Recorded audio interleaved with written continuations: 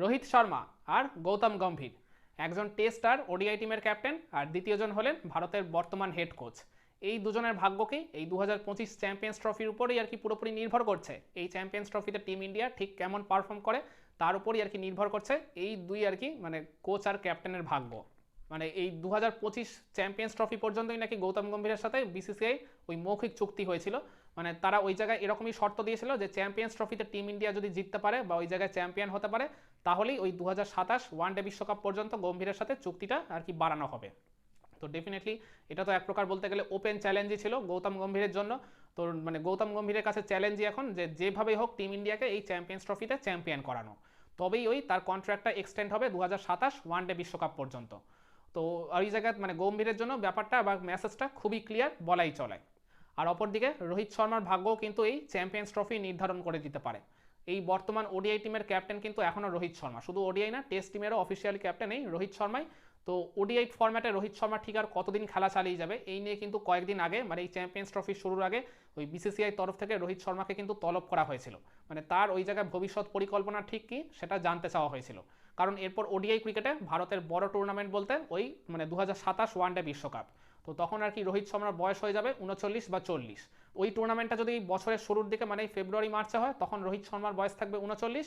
আর যদি ওই মানে বছরের শেষের দিকে হয় মানে এই দুটো উইন্ডোতেই তো আর কি খেলা হয়, মানে ওই যেমনটা হয়েছিল 2023 বিশ্বকাপ ওই অক্টোবর নভেম্বরের উইন্ডোতে যদি খেলা হয় তাহলে কিন্তু রোহিত শর্মার বয়সটা 40+ হয়ে যাবে।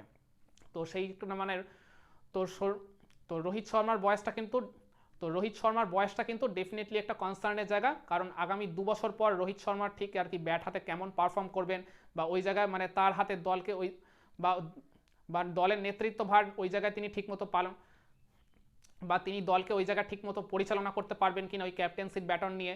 তো এই সব কিছু মিলিয়ে একটা বেশ আর কি যথেষ্ট প্রশ্নচিহ্ন থেকেই যাচ্ছে। তো মূলত সেই কারণেই আর রোহিত শর্মাকে কিন্তু এই কিছুদিন আগে তলবটা করেছিল বিসিসিআই। মিডিয়াতে এরকমই আর কি রিপোর্ট এসেছিল যে রোহিত শর্মা অফিসিয়ালি কিছু জানাননি। তিনি বলেছেন এই চ্যাম্পিয়ন্স ট্রফির পর বা আর কি আইপিএল এর পর নিজের ওই মানে ভবিষ্যৎ পরিকল্পনার কথা তিনি বোর্ডকে জানাবেন। মানে ডেফিনেটলি এটা মুখে না বললেও এই চ্যাম্পিয়ন্স ট্রফিটা যে রোহিত শর্মার জন্য আর কি খুবই গুরুত্বপূর্ণ হতে চলেছে। মানে 2027 ওয়ানডে বিশ্বকাপ পর্যন্ত তিনি স্টে করবেন কিনা মানে সেটা আর কি ভাগ্য বা রূপরেখা কিন্তু নির্ধারিত হয়ে যেতে পারে এই চ্যাম্পিয়ন্স ট্রফিতেই। তো ডেফিনেটলি চ্যাম্পিয়ন্স ট্রফিতে টিম ইন্ডিয়া যদি জয় পায় তাহলে বিসিসিআই ওই জায়গায় মনোভাবটা কিছুটা হলেও বদলাতে পারে, কিছুটা তারা ওই জায়গায় শিথিল হলেও হতে পারে রোহিত শর্মার প্রতি। কারণ যতই হোক মানে গত বছর টি-20 বিশ্বকাপ রোহিত শর্মার নেতৃত্বেই জিতেছে টিম ইন্ডিয়া। তার আগের বছর ওয়ানডে বিশ্বকাপেও দুর্ধর্ষ পারফর্ম করেছিল, শুধু ওই ফাইনাল ম্যাচটাই জিততে পারেনি। আর এই বছর যদি তারা চ্যাম্পিয়ন্স ট্রফি তো এই রোহিত শর্মার ক্যাপ্টেন্সিতেই জয় পায় তাহলে পরপর 3টা আইসিসি টুর্নামেন্টে রোহিত শর্মার নেতৃত্বে আর কি যেহেতু ভারত এত ভালো পারফর্ম করছে তো সেই কারণে রোহিতকে কিন্তু আরেকটা চান্স দিয়ে দেখতেও পারে বিসিসিআই, তা সে তার বয়স যতই আর কি 39 বা 40+ হয়ে যাক না কেন। তো ওই জায়গায় রোহিত শর্মার মানে এই আর কি অ্যাজ আ ক্যাপ্টেন তার যেমন একটা অগ্নি পরীক্ষা এই আর কি চ্যাম্পিয়ন্স ট্রফিতে ভারতকে আর কি চ্যাম্পিয়ন করা, আর একই সাথে ব্যাট হাতেও কিন্তু তাকে at the same time perform করতে হবে। কারণ ব্যাট হাতে তিনি যদি রানের দেখা না পান শুধুমাত্র এই ক্যাপ্টেন্স কোটায় কিন্তু এই টিমে টিকে থাকা কার্যত অসম্ভব। মানে আগামী 2 বছর পর গিয়ে মানে যখন তার বয়স 39 বা 40+ হয়ে যাবে তখন তো সেই জায়গায় গিয়ে মানে এক প্রকার কার্যত অসম্ভবের থেকেও অসম্ভব বলা চলে। কারণ এই মানে তিনি তো আর কি খেলেন টিম ইন্ডিয়ায় ওপেনার হিসাবে, একাধিক ওপেনার আর কি ঘরোয়া ক্রিকেট থেকে বা আইপিএল থেকে আর কি রেডি হয়ে রয়েছে টিম ইন্ডিয়ার এই সেটআপে যোগ দেওয়ার জন্য।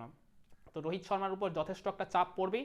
তো ওই জায়গায় তার মূল চাপটাই থাকবে ব্যাট হাতে যেমন নিজের পারফরমেন্সটা ঠিক রাখা, আবার একই সাথে এই মানে ক্যাপ্টেন্সির দ্বারা ওই জায়গায় সঠিকভাবে টিম ইন্ডিয়াকে পরিচালনা করা।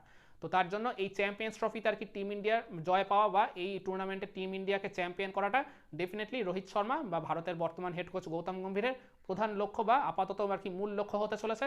এই আর কি চ্যাম্পিয়ন্স ট্রফিতে টিম ইন্ডিয়ার আর কি পারফরমেন্সটা কিন্তু আলটিমেটলি এই রোহিত শর্মা আর গৌতম গম্ভীর এদের দুজনের ভাগ্যটা টিম ইন্ডিয়ার সাথে আর কত দূর যাবে ওই আদৌ 2027 ওয়ানডে বিশ্বকাপ পর্যন্ত যাবে কিনা সেটা আলটিমেটলি ডিসাইড করে দেবে এই রানিং চ্যাম্পিয়ন্স ট্রফিটাই।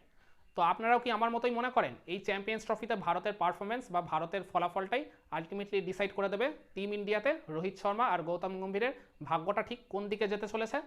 কমেন্ট করে আপনার মতামতটা জানাবেন নাকি?